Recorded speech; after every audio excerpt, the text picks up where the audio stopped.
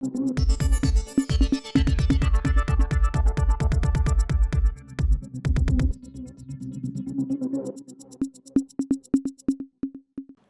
இன்றைக்கு நம்முடன் மூத்த பத்திரிகையாளர் திரு இரா குமார் அவர்கள் இணைந்திருக்கிறார். அவரோட தான் நம்ம அரசியல் பேச போகிறோம். சார் வணக்கம். வணக்கம் அன்பு. சார், ரொம்ப முக்கியமாக ஆளுநர் ஆர் என் ரவி அவர்கள் அரசியல் பேசுறது அப்படிங்கிறது ஒரு தொடர்ச்சியான ஆக்டிவிட்டியாக இருக்கிறத பார்க்குறோம். தற்போதைக்கு அவர் தெரிவிச்சக்கூடிய கருத்து என்னன்னா, திராவிடம்ங்கிறது ஒரு பிரிவினை சக்தி தான், அந்த பிரிவினை சக்திட்டெல்லாம் நாட்டில் மாட்டிட்டு இருக்கு அப்படின்ற மாதிரி அதுக்கு எதிரான ஒரு கருத்தை அவர் பதிவு பண்ணுறாரு. இதே மாதிரி இதுக்கு ஈக்குவலாக ஜனாதிபதி திரௌபதி முர்மு அவர்கள் அவங்களும் கூட இந்த விடுதலை நாள் உரையில் அவங்களும் அந்த கருத்தை தெரிவிச்சிருக்காங்க. அவங்க என்ன சொல்கிறாங்கன்னா, நாடு பிரிவினையினால் இந்திய கடுமையாக பாதிக்கப்பட்டிருக்கு, அந்த துயரங்களையும் அந்த கொடுமையில் நம்ம மறந்துடக்கூடாது, நினைவில் வச்சுக்கணும் அப்படிங்கிறத நினைவூட்டுறாங்க. ரெண்டு பேரும் தெரியக்கூடிய இந்த கருத்தை எப்படி பார்க்குறீங்க? பொதுவாக ஆளுநர் அரசியலே பேசக்கூடாது. இப்போ தமிழிசை சவுந்தரராஜன் இங்கேருந்து ஆளுநர் பொறுப்பேற்க முன்னாடி பாஜகலேருந்து ராஜினாமா பண்ணிட்டு தான் போய் ஆளுநர் பொறுப்பேற்றாங்க. ஆனால் அரசியல் சார்பு இருக்கக்கூடாது, அது ஒரு கான்ஸ்டியூஷன் போஸ்ட்டு, அரசியல் சார்பு இருக்கக்கூடாதுன்னு சொல்லிட்டு.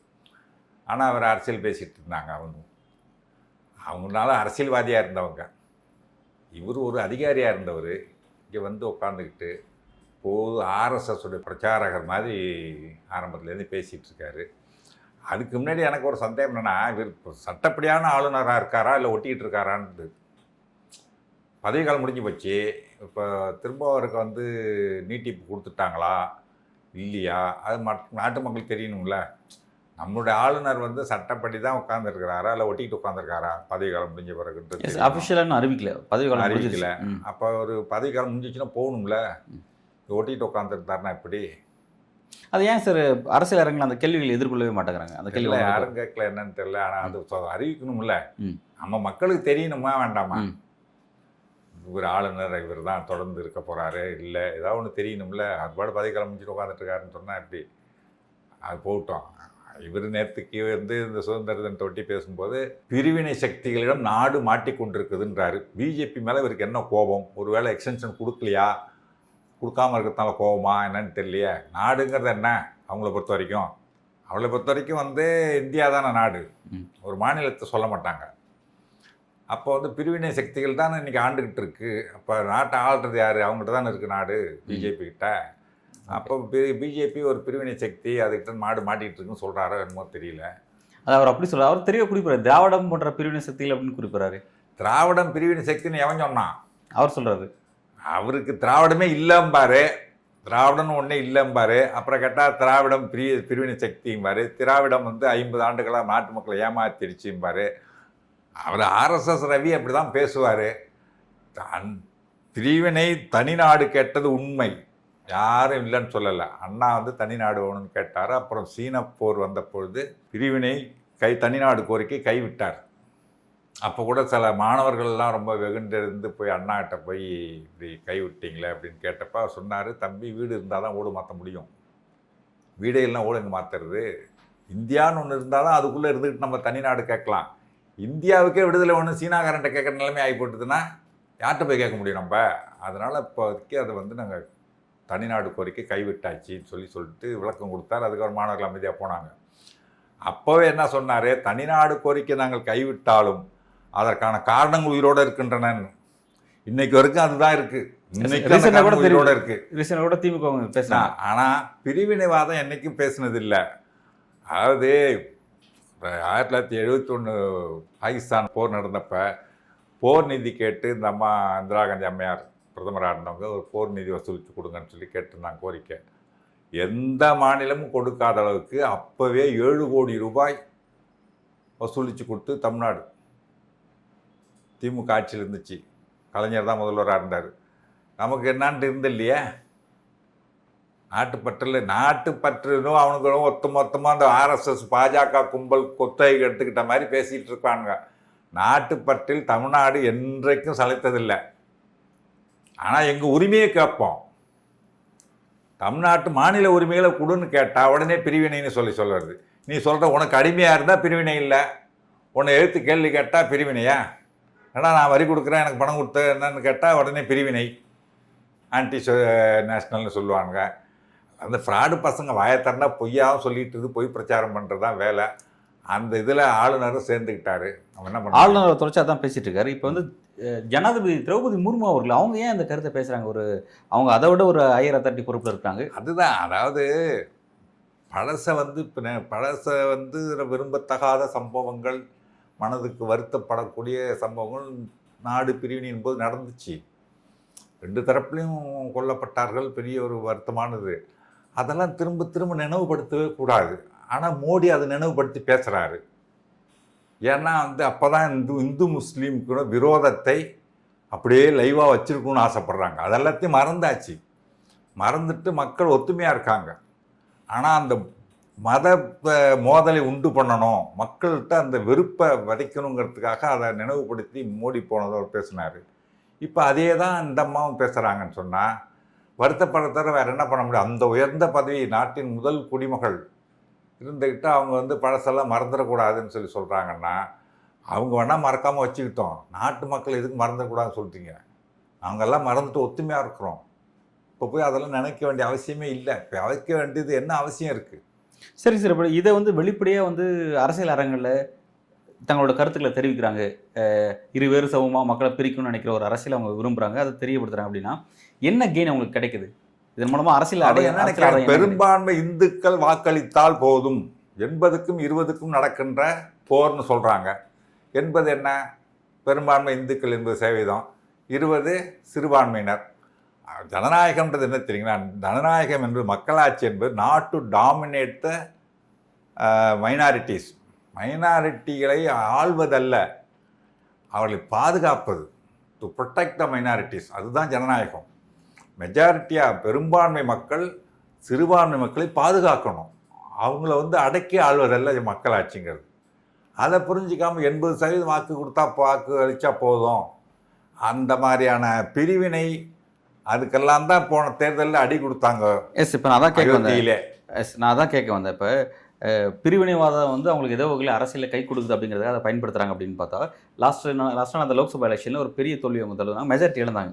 அதுக்கு காரணம் அந்த பிரிவினை அரசியல், இஸ்லாமிய வெறுப்பு பிரச்சாரங்கிறது அவங்களுக்கு கை கொடுக்கல அப்படிங்கிறத பார்க்க முடியுது. அப்படி இருந்தும் இன்னும் ஏன் அது கூர்மையை இன்னும் பின்பற்றுறாங்க? அந்த பேட்டர்ன் சரியாக வெறியத்தில் போட்டுன்னு நினைக்கிறாங்களோ என்னமோ. இந்துக்கள்கிட்ட இந்து முஸ்லீம் இந்த மத துவேஷம் இருக்குல்ல, அதை இன்னும் சரியாக நம்ம கொண்டு சேர்க்கல இந்துக்கள்கிட்ட. இந்துக்கள் வந்து மதவெறி இப்படி இன்னும் முழுமையாக ஏறலை, போதை 10லடான்றான்ல, அந்த மாதிரி இன்னும் கொஞ்சம் போதை அதிகமாக ஆக்கணும், மத போதையை அப்படின்னு நினைக்கிறாங்க போல இருக்கு. அப்போ தான் நம்ம வாழ முடியும்ட்டு. ஏன்னா இது அப்படியே போயிடுச்சுன்னா அவங்களுக்கு கிடைக்காது. அதுக்காக அவங்க வந்து இந்து முஸ்லீம் வெறுப்பை கைவிட முடியாது. பாஜகவால் முஸ்லீம் வெறுப்பை கைவிட முடியாது. அப்போ என்ன பண்ணணும்? ஆதாயம். அதுக்காக முஸ்லீம் அரவணைச்சும் போக முடியாது. இப்போ ஆட்சியில் இருக்கணும், வாக்கு வாங்கணும், என்ன பண்ணணும்? இன்னும் போதையை ஏற்று இல்லை. இப்போ இதுவரையும் வந்து அவங்க பின்பற்றினே அந்த இஸ்லாமிய வெறுப்பு பிரச்சாரம் வந்து பத்தலையா, அது போதலையா? எப்படி வந்து அது ரொம்ப பீக்கால பயன்படும்? அதுவும் மோடியோட 2019 24 அந்த 5 ஆண்டுகள் ரொம்ப பெரிய அளவில் யூஸ் பண்ணாங்க அப்படின்லாம் பார்த்தோமே. அப்படி இருந்து எப்படி வந்து அந்த விஷயம் வந்து அவங்களுக்கு பத்தலைன்னு சொல்கிறோம்? அதாவது ஒரு இந்த மாதிரியான போதை ஊட்டக்கூடிய வெறுப்பு இதெல்லாம் வந்து கொஞ்ச நாளைக்கு தான் எடுபடும் மக்கள்கிட்ட. அதுக்கப்புறம் அவங்க புரிஞ்சுப்பாங்க, வளர்ச்சிண்டா எனக்கு என்ன கிடைக்குது, நான் நல்லா இருக்கேனா, நான் கஷ்டப்படாமல் இருக்கேன், என் மேலே வரி திணிக்காமல் இருக்காங்களா, என்னை பணத்தை பிடுங்காமல் இருக்கேன் என் பாக்கெட்டில் இந்த அரசாங்கம், அதை தான் பார்ப்பாங்க. தனி மனிதன் தன்னுக்கு பாதிப்பு வர்றது தான் பார்ப்பான். நீங்கள் வந்துட்டு மதம் பற்றி எனக்கு என்னங்க இருக்குது, நான் எந்த மதமாக தான் எனக்கு என்ன, அவன் மதத்தை அவங்க கும்பிட்றான், என் மதத்தை நான் ஜாமி பிடிச்சா கும்பிட்றோம், பிடிக்கலாம் போயிட்டே இருக்கும், அவ்வளோதான். இதில் போய்ட்டு வரி எவ்வளவு போடுறாங்க, எல்லாத்துக்கும் வரி, அரிசிக்கும் வரி, இட்லிக்கும் வரி. அரிசிக்கு வேறு வரி கட்டுறோம், அப்புறம் இட்லிக்கு வேறு வரி கட்டணும். ஹோட்டலில் போய் 2 இட்லி சாப்பிட்டா வரி கட்டுறாங்க, 5% வரி போடுறாங்க. இப்போ நீங்கள் ரொம்ப அழகாக குறிப்பிட்டீங்க. இதை பற்றி பேசும்பொழுது இந்தியாவுடைய நிதி சார்ந்த கொள்கை தான் இது விவாத பொருள். அதுதான் வந்து இதில் விவாத பொருள். நிதியமைச்சர் நிர்மலா சீதாராமன் என்ன சொல்லியிருக்காங்க அப்படின்னா, கடுமையான விமர்சனம் இந்த பட்ஜெட்டை எதிர்கொண்டதுனால அவங்க என்ன சொல்கிறாங்க அப்படின்னா, தவிர்க்க முடியாத சூழல்னால இந்த மாதிரியான ஒரு பொருளாதார கொள்கை பின்பற்றக்கூடிய நெருக்கடி இருக்குது, நாடு வந்து அந்த அளவுக்கான ஒரு பெரிய பிரச்சனை இருக்குது அப்படின்ற மாதிரி இதை ஏற்றுக்கணுங்கிற மாதிரி கருத்தை பதிவு பண்ணுறாங்க. இதில் குறைகள் இருக்குது, அதை நாங்கள் ஒத்துக்கிறோம், பட் நாட்டினுடைய சூழல் கருதி அதை நீங்கள் ஏற்றுக்கணும் அப்படிங்கிற சொல்கிறாங்க. அப்படின்னா இதை எப்படி பார்க்கலாம்? இந்த பிரச்சனைக்கு காரணமே அவங்க பொருளாதாரம் தெரியாமல், நிதி மேலாண்மை தெரியாமல் நிதியமைச்சராக இருக்கிறது தான் காரணம். அது பார்த்தீங்கன்னா இவங்க வந்து இது வரைக்கும் பார்த்தீங்கன்னா இன்றைக்கி 1,20,000 கோடி ஜிஎஸ்டி வசூல் பண்ணிட்டோம் இந்த மாதம் அப்படின்னு பெருமையாக சொல்லிட்டாங்க. இன்னும் சொல்ல மாட்டாங்க, இப்போ சொல்கிறதுல முடிவு பண்ணிட்டாங்க.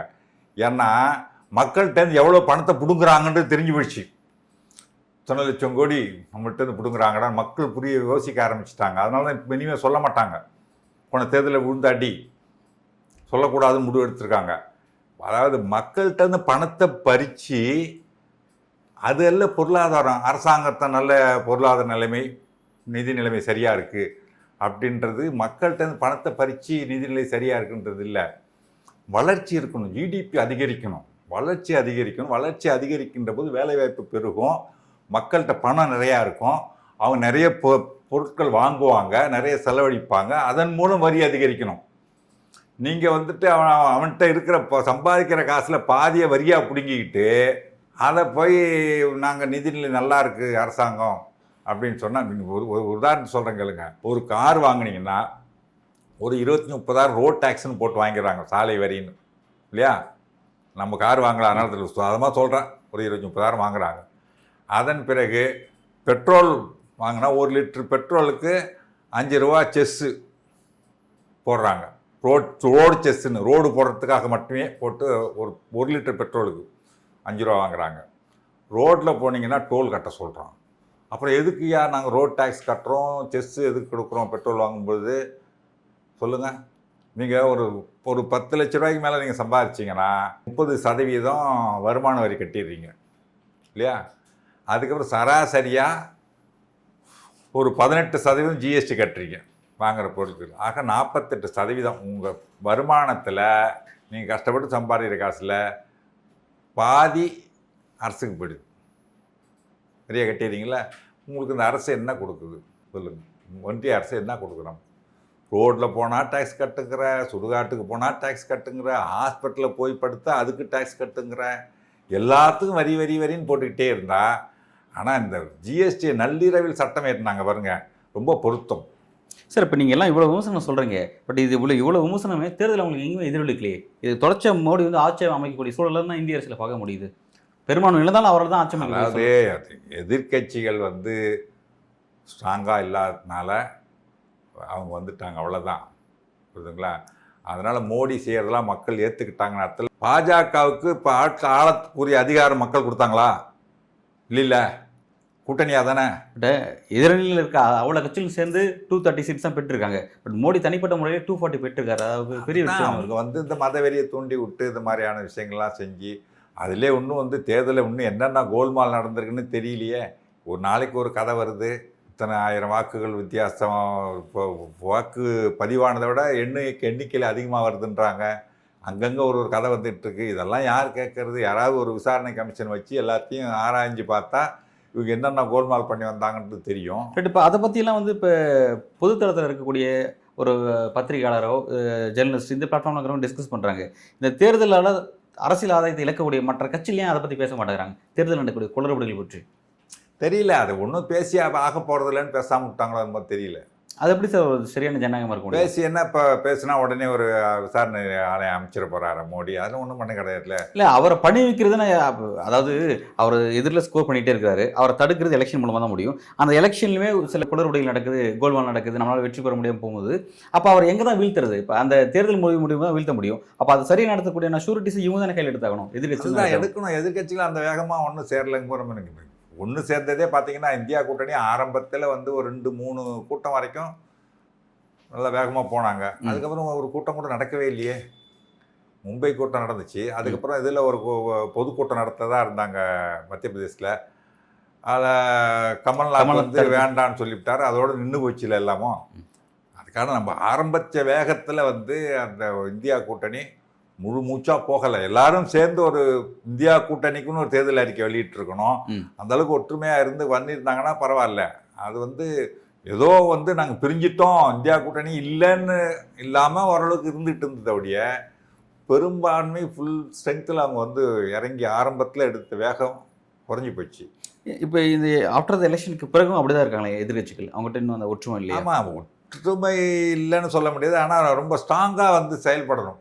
ஒரு பார்லிமெண்ட்டில் இணைந்து செயல்படுறாங்க, மக்கள் மன்றத்தில் இணைந்து செயல்பட்டு ஒரு பெரிய கேம்பெயின் மாதிரி பிரச்சாரம் மாதிரி கொண்டு போகணும். அந்த விஷயத்தில் ஏன் அவங்களுக்கான தயக்கம் இருக்குது? தெரியல என்ன தயக்கம் இருக்குன்னு சொல்லிட்டு அந்த தலைவர்கள்லாம் கேட்டால் தான் தெரியும். ஒரு பத்திரிகையாளராக உங்களோட பார்வை என்ன இருக்குது? ஏன் அவங்கள அந்த ஜெல் ஆகாமல் இருக்காங்க இந்த மாதிரியான விஷயத்தில்? மோடி ஒருத்தவங்களும் ஒரு பிரச்சனை இருக்குங்க. இப்போ இங்கே பார்த்தீங்கன்னா நம்ம இப்போ இங்கே வந்து சனாதனத்துக்கு எதிரான ஒரு கருத்தை நம்ம சொல்லுவோம். வடநாட்டில் அது எடுபடாது. சரிப்பா. இப்போ மோடி வீழ்த்துறதுக்கு அதை பயன்படுத்தணுமா என்ன? மோடி வீழ்த்துவதற்கு அவரோட நிர்வாக குளறுபடி, அவர் செய்யக்கூடிய ஊழல், அவர் செய்யக்கூடிய இந்த கார்ப்பரேட் அதானிக்கு காட்டுற அந்த சலுகைகள், இது போன்ற விஷயங்கள் இதெல்லாம் தான் பார்லிமெண்ட்டில் பேசிகிட்டு இருக்காங்க. அதானி அம்பானி பற்றிலாம் பார்லிமெண்ட்டில் பேசிகிட்டு இருக்காங்க. அதை வந்து மக்கள் மன்றத்தில் பெருசாக கொண்டு போகணும். ஒரு அண்ணா ஹசாரை வச்சு எவ்வளோ பெரிய கேம்பெயின் பண்ணாங்க பாருங்க. ஆர்எஸ்எஸ் பின்னணியில் அதுக்கு பல கோடி ரூபா செலவாச்சு அந்த உண்ணாவிரதத்துக்கு பண்ணாங்கல்ல. அந்த மாதிரி ஒரு ஆளை உருவாக்கணும். அவங்க யாராவது ஒரு ஆளை உருவாக்கி கொண்டு வந்து பெரிய அளவில் பிரச்சாரம் பண்ணி கொண்டு போகணும். அது முன்னாடியே அந்த 7.5 லட்சம் கோடி ஊழல்னு சொல்லி சிஏஜி சொன்னப்போ அது பெருசு பண்ணி இல்லையா? அது போன்ற ஒரு அரசியல் யுக்தியை கையாளுறதுக்கு இவங்ககிட்ட என்ன பணம் இல்லாமல் இருக்கா இல்லையா? இல்லை ஐடியாலஜி பற்றாக்குறையாக இருக்கா? இல்லை என்ன உங்களுக்கான அந்த விஷயங்கள் குறைபாடாக இருக்குது? பணம் வந்து பெரிய விஷயம் கிடையாதுங்க. ஒரு அரசியல் கட்சிக்கு ஒரு பெரிய கட்சிக்கு ஒரு காங்கிரஸ் நினைச்சா அது பணம் பெரிய விஷயமா? பணம்லாம் ஒன்றும் அதுக்கான பல ஆயிரம் கோடியாக செலவாக போகுது. அது ஒன்றும் கிடையாது. பண்ண முடியும். ஒரு 100-200 கோடி செலவு பண்ண பெருசாக பண்ணிடலாம். அது வந்து அவருடைய பாலிசி வந்து வெறுப்பு வேண்டாம், அன்பை விதைத்தால் போதும். இப்படி ஒரு என்ஜிஓ பாலிடிக்ஸ் செஞ்சு மோடி போன்ற பாஜக போன்ற பெரிய சக்தியெல்லாம் வீழ்த்திட முடியும். அதாவது ஒரு முள்ளால தான் எடுக்கணுன்ற மாதிரி அயோக்கியத்தனத்தால் தான் ஓய்க்க முடியும். நேர்மையாக தான் போவோன்னு சொன்னால் இப்படி தான் இருக்க முடியும். ஓகே. அப்போ ஒரு வகையில் வந்து மோடியை வீழ்த்துறதுல முழு அளவு இன்ட்ரெஸ்ட் காட்ட மாட்டாங்களா எதிர்க்கட்சிகள்? அதாவது அவர் இருக்கட்டும் இன்ட்ரெஸ்ட் இல்லைன்னு சொல்ல. அதாவது இதில் வந்து காங்கிரஸ் தான் மெயின் ரோல் பண்ணணுங்க. மற்ற கட்சிகள்லாம் அவங்கவுங்க மாநிலத்தோடு தான் பண்ண முடியும். காங்கிரஸ் தான் மெயினாக எடுத்து கொண்டு போகணும். காங்கிரஸ் மற்ற எதிர்கட்சிகள் அப்பப்போ அந்த திரும்பவும் வந்து இந்தியா கூட்டணிந்து ஒன்று சேரணும், கூடணும், பேசணும். அதுக்கு அடுத்தது என்ன செய்யலாம், இந்த அரசினுடைய பித்தலாட்டத்தெல்லாம் வெளியில் கொண்டு வரதுக்கு என்ன செய்யலாம், மக்கள் மன்றத்தில் கொண்டு சொல்கிறதுக்கு எல்லாம் செய்யலாம், அந்த கேம்பெயின் பண்ணிட்டு வரதுன்னு தொடர்ந்து செய்யணும். அது காங்கிரஸ் செய்யலையே, அதுதான் பிரச்சனை. காங்கிரஸ் தான் நம்ம குற்றம் சாட்ட முடியும். மற்ற கட்சிகளை விட காங்கிரஸ் தான் குற்றம் சாட்ட முடியும். ஒரு இனிஷியேட் பண்ணார் முதலமைச்சர், நம்ம முதலமைச்சர் ஸ்டாலின், இந்தியா கூட்டணி உருவாகி வந்தது. அதை தொடர்ந்து கொண்டு போகிற வேலை யார் பார்த்துருக்கணும்? பலனடைய போகிறது யாருங்க? நம்ம என்ன மிஞ்சி பண்ணால் ஒரு 4 அமைச்சர் கொடுப்பாங்க, அவ்வளோதானே. பிரதமர் யாராக இருக்க முடியும்? காங்கிரஸ் கட்சி தானே கூட்டணி தலைமை இருக்கிறது. அவங்க தானே அதை கொண்டு போயிருக்கணும். கொண்டு போகலையே. ஏன்னா அங்கே இருக்கிற பெருந்தலைகள் இருக்குது பாருங்க காங்கிரஸுக்குள்ளே, அது எங்கேயும் அவனும் செய்ய மாட்டான், செய்யவும் விட மாட்டான். இந்த சீனியர்ஸ்லாம் இப்போ இன்னும் அந்த பிரச்சனை ராகுல் காந்தியை முழுமையாக சுதந்திரமாக செயல்படுவதற்குரிய முழு அதிகாரம் அவர் கைக்கு இன்னும் வரல. இந்த எலெக்ஷன் முடிவுக்கு பிறகும் எதிர்கட்சி தலைவர் பிறகும் இன்னும் அப்படி தான் இருக்குங்கிறீங்க? அப்படி தான் இருக்கு. கூட வரமாட்டாங்க. எல்லாம் பாதி சங்கிகள். ஓகே. யாரு? காங்கிரஸ்லேயே பாதி பேர் சங்கி பசங்க இருக்காங்க தலைவர்களா. அதெல்லாம் வந்து சாஃப்ட் இந்துத்துவா. Okay sir. அப்போ வந்து மோடி போன்ற சக்தி வந்து ரொம்ப தீவிரமாக எதிரில் வந்து ஒரு எல்லா விதமான நிர்வாக குளறுபடி செஞ்சுட்டு தைரியமாக ஆட்சி செஞ்சுட்டு இருக்காரு. இந்த பக்கம் அவர் வீழ்த்த வேண்டிய எதிர்கட்சிகள் சரியான ஃபங்க்ஷன் பண்ணாமல் இருக்காங்க. பத்தாயிரத்துக்கு மிரட்டல் வேற இருக்கு. ஓகே, இதெல்லாம் இருக்கு. இடி வரும், அது வரும், எதுக்கடா நமக்கு ஒம்பு அப்படின்னு தலைவர்கள் இருப்பாங்க. ஓகே. அப்போ சரி, இது இப்படியே போயிட்டு இருந்துச்சுன்னா அப்போ இந்திய அரசோட அடுத்த கட்டம் என்ன, எதிர்காலம் என்னன்றது பேச வேண்டியிருக்கு. அது எப்படி இருக்குன்னு பார்க்குறீங்க? ஏதோ இந்த சொன்ன மாதிரி கடவுள் தான் காப்பாற்றணும்னு சொல்லிட்டு போக வேண்டியதான். என்ன பண்ணுறது, ஒன்றும் செய்ய முடியாது. ஆனால் அவங்கள கடவுளே மாற்றிடுறாங்களே. அவங்க கடவுள், மோடி வந்து கடவுளே மாற்றிடுறாரு. அவரே கடவுள் ஆகிட்டார்ல. அவரே கடவுள். ராமரை வந்து ஓட்டு போடலன்னு ராமரை விட்டுட்டு அவரோட சார் இவரே கடவுள் ஆகிட்டார்ல. இவரே கடவுள் ஆகிட்டாரு. சாதாரண பயாலஜிக்கல் படின பிறகு. ஆமாம் சார், அந்த அளவுக்கு நகர்ந்துட்டாரு. இதெல்லாம் வந்து வெளிநாட்டில் இருக்கிற ஒரு தலைவர்கள் இது கேட்டால் சிரிக்க மாட்டான். பெரியார் சொன்ன மாதிரி, நான் கடவுள்டா, நான் அவதாரம் மேலேருந்து வந்துட்டேன், பயாலஜிக்கலாக பிறக்கல, அப்பா அம்மாவுக்கு பிறந்தோம் இல்லைன்னா ஒரு பிரதமர் சொல்கிறாருன்னா, ஏன்னா பிரதமரே இப்படி இருக்கானா மக்கள் எவ்வளோ முட்டாளாக இருப்பாங்க. நம்மள வேற கேவலமாக நினைப்பான் வெளிநாட்டில். இல்லை நினைப்பாங்க, நினைக்க மாட்டாங்களா? நம்மளாம் அப்படி இல்லை. ஆனால் பிரதமரோட முட்டாளாக இருக்காரு. ஆனால் நமக்கு அவர் தான் தலைவராக இருக்காரு. என்ன பண்ணுறது? நல்ல சார். உள்ள கேள்விக்கு ரொம்ப ஆழமாக உங்களோட கருத்தில் வழங்கியிருக்கீங்க. அடுத்த கட்ட அரசியல் பொறுத்து வந்து பேசுவோம். நன்றி. நன்றி, வணக்கம்.